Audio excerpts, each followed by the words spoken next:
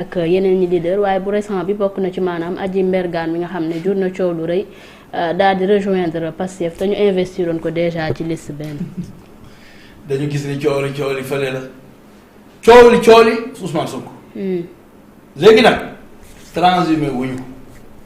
parce que transhumé mooy nga dugg biir Pastef ñun nanguwuñ ko dugg biir Pastef amul kenn ku dugg biir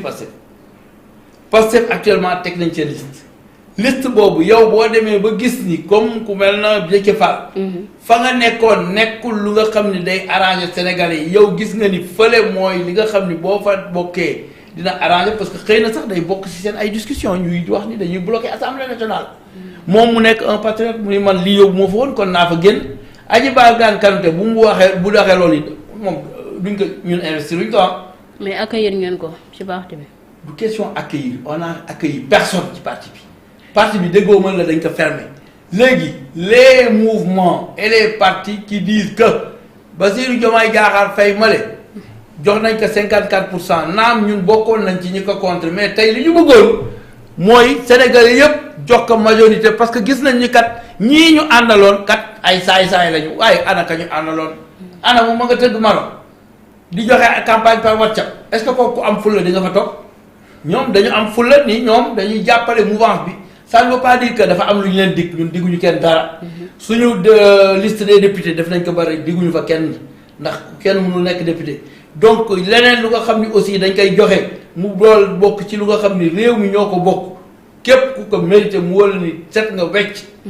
waaye boo setul ak loo bokk ci ñun ak loo ñu soutenir ëllëg di nga waxtaan ci kanam yoon bu ko defee yoon dalay setul dégguñu ngeen rejeté kenn ci ñëpp ñi ñëw ne dañuy rejoindre Pastef wala dañuy leen du ñu rejeté kenn mi ngi mel na ñuy dox di puus oto bi pour mu tàkk ku ñëw teg sa loxo dañ lay bàyyi nga teg sa loxo ñu puus. teg loxo boobu da ngeen ko doon bañ à chaque fois dañ ko. déedéet mosuñu ko bañ dañuy bañ ku dugg ci biir oto bi c'est-à-dire ñun ñooy Pastef ca biir oto ba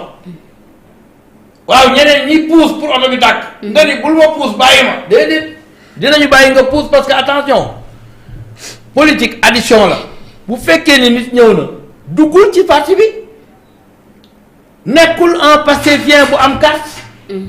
dafa toog fële comme ku mel ne Arona Coumba Diouf ni man kat concerné naa ci réew mi ni am nañu fi nekk ñoo xam ne dañu bëgg sooxal réew mi Aminata Tall maa ngi lay nuyu wax na ko yàgg na nekk ci côté Macky Sall di ko wax ni lii ngay def du dëgg ñooñu nag tey bu ñu génnee ñëw ci ñun yàgg nañu ci ñun maanaam yàgg nañu di ñu défendre yàgg nañu di fexe pour que ñun ñu taxawaay bu nga xam ne dina permettre véritablement jubal jubanti am bien que dañu nekkoon ci wetu Ablaye Wade mais dañ doon am ay problème ak Ablaye Wade ci ay positionnement ci ay yoo nga xam ni dàq na fi Aminata Tall ci Macky Sall peut-être bëgg na def dara Aminata ni ko doo ko fi defee ak ñeneen bu ko defee mu mere leen ñooñu nag tey bu ñu ñëwee gis ni kat xale yu seen loxo set becc ñoo jël réew mi nga xam ni lii ñoom seen rêve la woon Aminata Tall wax na ma ko nee na lii mu gis tey seen rêve la woon ñoom tey comme gis nañu loolu mais duñ ci jàpp kooku di puus nga ni ko bul puus. ah dégg nañ sànq ngeen ne yéen wóolu ngeen seen bopp jamono ji te képp ku wóolu boppam ne man damay dem ci làmb ja est-ce que soxla nga ku ñëw di la. làmb politique. loxo bu ci tegu lu mu ndaw même bu dee loxo koo xam ni xel mi matul la bàyyil mu puus rek doole la. maintenant boo demee ba toog la ñu doon xaar ci yow Sénégalais yi yow wane ko tout simplement parce que loolu moo lay permettre ëllëg boo laajee suffrage Sénégalais yi ñu jox la ko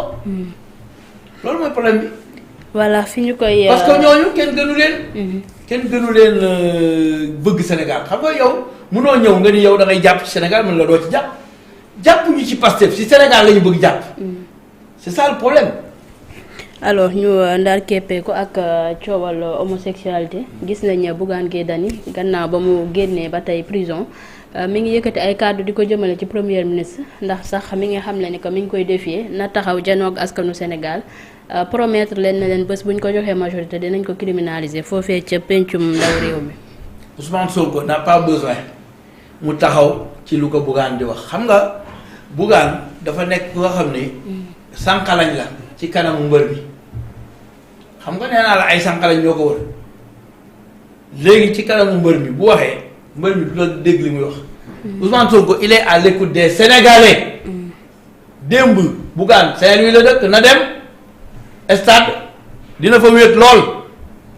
goxu mbaaj la dëkk na dem goxu mbaaj ci benn salle du fees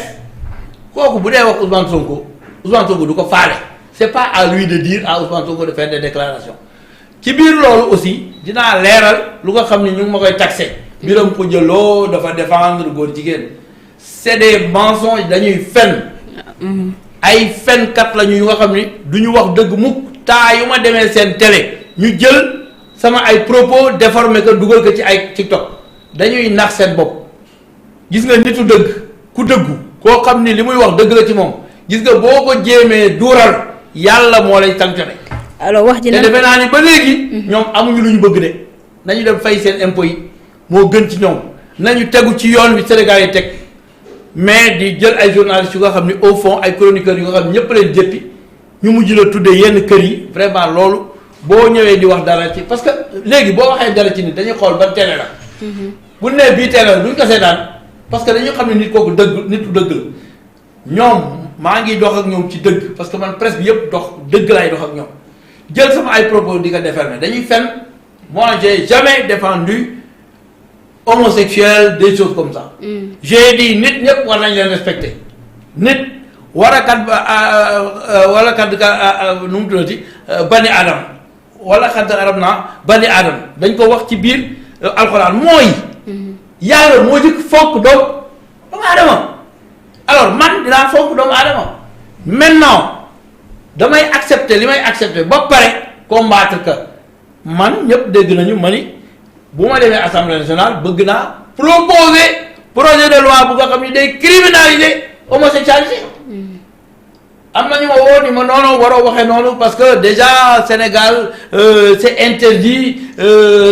l'homosexualité mën nañu yem foofu yemani foofu man bu doon sama sago dañ koy criminaliser maintenant Ousmane Sonko n'a pas besoin de dire ça parce que nous avons combien de députés là-bas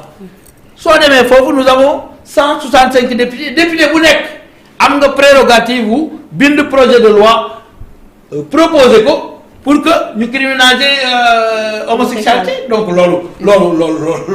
Ousmane Sonko wax ka bañ ko wax ça n'a pas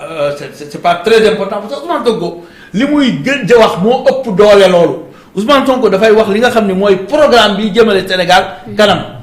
programme boobu bu fekkee am na benn homosexuel bu nekk Sénégal te pratiqué wu ko ba ñëpp gis ko mais ci programme boobu moom da ci bokk da ciy liggéey y a quelqu'un qui m'a dit oui Jean-Luc Mélenchon est venu ici j'ai dit non Jean-Luc Mélenchon il est venu ici il a parlé avec moi mais il n'a jamais parlé avec moi de l'homosexualité il a parlé avec Sonko waxtaan nañu mais mbirum développement la ñuy wax li ko concerné wu ko li ñu concerné ñun la concerné bi ñu waxee affaire 2 femmes 3 femmes moom mënu ko admettre ñu ni que ni nga bañee admettre 2 femmes 3 femmes noonu la ñuy bañ a admettre ñun homosexualité boobu. loolu discours boobu ñëpp gis nañ ko donc le problème là c'est dépassé périmé ñi nga xam ni ils veulent les questions de bas étage comme Bougane rek ñoo koy wax. nga xam ni ay sànq la ñuy woo leen xool ci suuf nga leen di xool. alors mën nañu xaarandi nga teg ab proposition de loi foofee ci assemblée ñeel homosexualité bés bu ñu leen falee. c'est ça que j'ai dit tout de suite. d'accord chaque député.